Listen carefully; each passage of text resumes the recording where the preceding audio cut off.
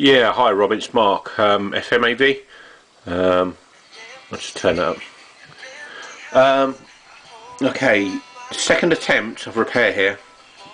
I've had this on now, okay, for 2 days. I've had this playing while I've been working in my office for 2 days. I have not got any errors out of this. I did change the laser again, so I'm not sure what went on. Very, very rare for a laser to just go dead, a brand new one anyway. You know, this is your unit and it's working as it should be. You know, if you put that in and it blows again, there's something wrong with your jukebox, because I've not, well, I haven't had one go like that, not that fast, never. And I've done thousands of these things.